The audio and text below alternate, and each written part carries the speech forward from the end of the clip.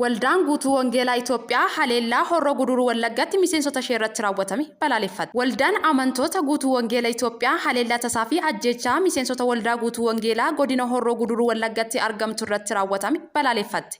Haleellaa kanaanis gaggeessaa waldaa fi barattoota dabalatee miseensonni waldichaa 8 ajjeefamuu ibsiteerti. Pirezidaantii waldichaa Paaster Laakoo Badhaasoo namoonni kun haleellaa dirooniin raawwatameen ajjeefamuu kan gabaafame ta'us mootummaan hidhattoota naannichatti argamaniin raawwatamuu ibsus eeraniiru. Ajjeechaan kun qaamaa fi haala kamiinuu haa raawwatamuu waldaan keenya miidhaa gahee gadda itti dhagame ibsiti kan jedhan Paaster Laakoo Badhaasoo dhaabbileen walabaa kanneen akka Komishinii Mirga Namoomaa Itoophiyaa gocha raawwatame qoratanii dhugaa argatan uummataaf ifa akka godhan waamicha dhiyeessaniiru. Itoophiyaatti namoonni dhibbaan lakkaa'aman sababa beelaa du'uu miiliyoonaan beelaaf saaxilamuu dhaabbileen gargaarsa namoomaa ibsan. Akka gabaasni dhaabbanni mallattoolee beela raaguu baase agarsiisutti lammiileen Itoophiyaa hedduun kan godinoota garaagaraatii buqqaanii fi balaa garaagaraatiin hubaman midhaan nyaataa argachuu hin dandeenye jedhe. Sababa hongee fi waraanaatiin oomishni midhaan nyaataa waggoota hedduuf hubamuu hordofee naannolee Oromiyaa, Amaaraa, Somaalii fi Tigraay keessatti beelli hammaachuun lubbuu namaa galaafachuu ibsamee jira. Kibbaa fi kibba baha biyyattii keessumaa naannoo Oromiyaa, godinoota Booranaa fi naannoo Somaalee, godinaalee Afdaar, Liibanii fi Daawatti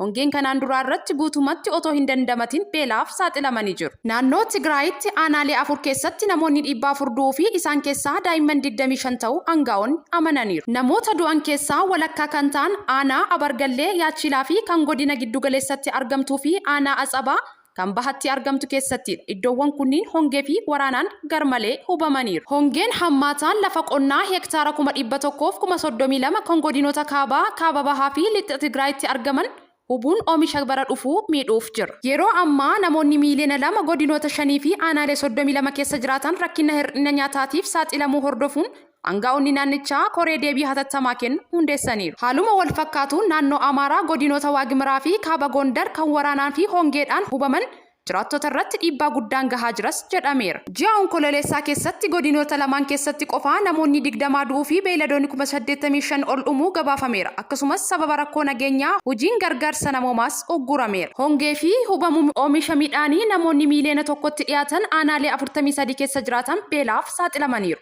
Dhaabbatichi naannoo Tigraay beelaan hubaman kibbaa fi kibba baha Somaaliyaa, naannoo Oromiyaa fi Amaaraa rakkoo beelaa sadarkaa 4ffaa keessatti ramadanii jiru jedhe. Sababa balaawwan kunniin dhaqqabsiisan irraa kan ka'e jalqaba bara 2024 keessa oomishni midhaanii fi beeyladaa hammi eegamu hin argamu yoo ta'e rakkoon jiru hammaataa sadarkaa 5ffaa ta'a jedhe. Deebiin yookiin xiyyeeffannaan mootummaan rakkoo kanaaf kenne haala qabatamaa lafarra jiruun waliin gitus jedhamee jira.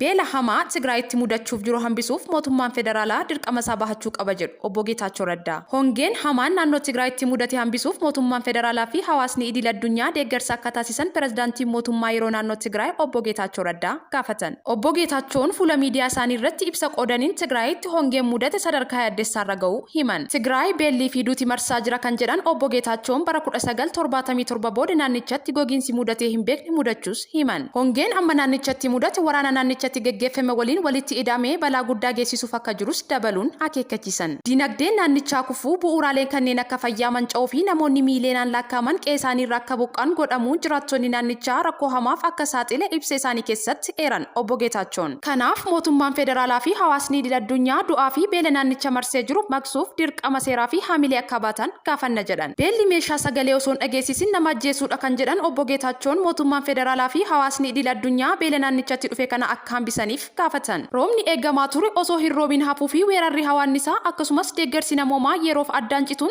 rakkoo namoomaa mudateef sababa ta'uu kan dheeran obbo Geetaachoon deeggarsi namoomaa hamma tokko deebi'uu fi garuu immoo gahaa kan taane ibsan. Mootummaan yeroo naannoo Tigraay rakkoo mudate kana hambisuuf birrii miiliyoona 50 ramadee waan isaa dandame gochaa turuu ibsuun rakkoo mudate humna mootummaa naannoo ol ta'us kaasan. Yuunivarsiitiiwwan naannoo Amaaraa ammajii tokkorraa eegalee barnoonni akka eegalu beeksisan.